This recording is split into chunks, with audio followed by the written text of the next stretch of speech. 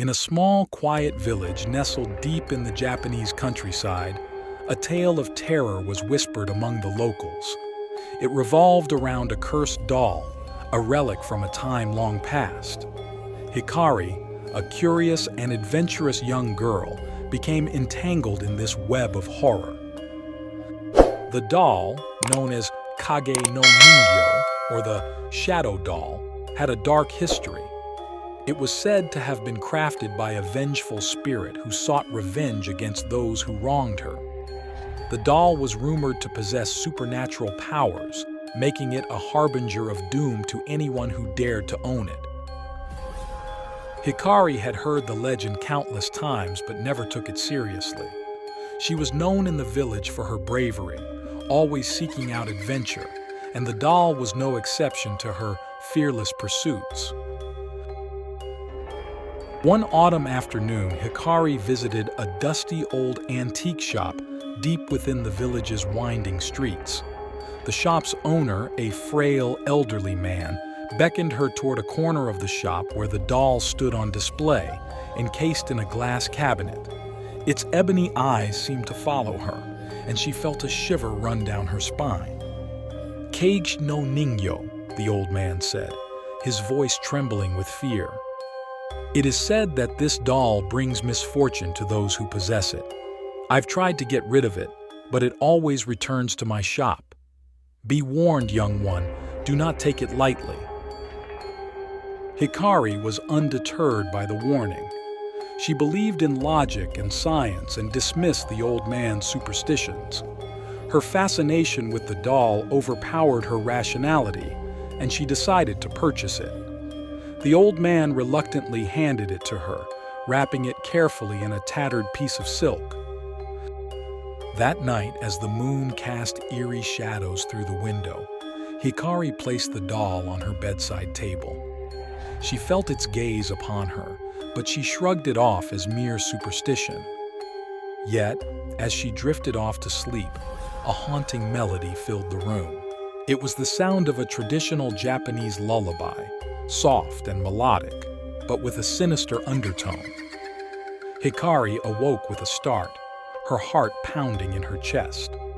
The room was shrouded in darkness, but the doll's ebony eyes glowed ominously in the moonlight. It was no longer in its glass cabinet but perched at the foot of her bed. Panicked, Hikari reached for her phone to call her friend, Aiko, but found it missing. In the dim light, she saw the shadowy figure of the doll holding her phone, scrolling through her messages and contacts. She attempted to snatch it back, but the doll moved with uncanny speed, eluding her grasp. The following days were filled with a series of inexplicable events. Hikari's possessions would vanish, only to reappear in unsettling arrangements around her room. Strange whispers echoed through her home, speaking in an eerie, unrecognizable language. Sleep eluded her as the haunting lullaby played on repeat in the dead of night. Desperate and terrified, Hikari reached out to Aiko, who arrived with a team of paranormal investigators. They meticulously documented the doll's activities and conducted a series of rituals, hoping to banish the malevolent spirit. As the investigators chanted incantations and smudged the room with burning sage, the doll began to writhe and emit a haunting, guttural wail. A dark, smoky figure materialized from within the doll, manifesting before their eyes.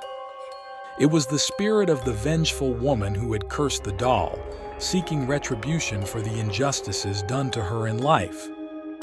In a chilling voice, the spirit recounted her tragic story, revealing the depths of her pain and sorrow. Hikari, now empathetic to the spirit's plight, asked for forgiveness on behalf of those who had wronged her in the past. The spirit hesitated for a moment before slowly nodding, the rage in her eyes subsiding. With a final, mournful sigh, the spirit dissipated, leaving the doll lifeless and powerless. Hikari, filled with relief, carefully sealed the doll in a wooden chest and buried it deep in the forest, hoping to break the cycle of suffering. In the following weeks, the village's aura changed. The curse that had plagued it for generations seemed to lift, and the locals went about their lives with newfound peace. The memory of Kage no Ningyo and the vengeful spirit began to fade into obscurity. But Hikari couldn't forget the haunting experience. She had learned that sometimes, in the darkest corners of superstition and folklore, there lay elements of truth and unexplained mysteries. The shadow doll had taught her the importance of respecting the unknown and understanding the power of ancient legends, no matter how terrifying they may be. As she drifted off to sleep one night, Hikari couldn't help but wonder if the doll's resting place in the forest truly held the spirit at bay, or if, in some unseen way, it continued to linger in the shadows, waiting for the right moment to exact its revenge once again.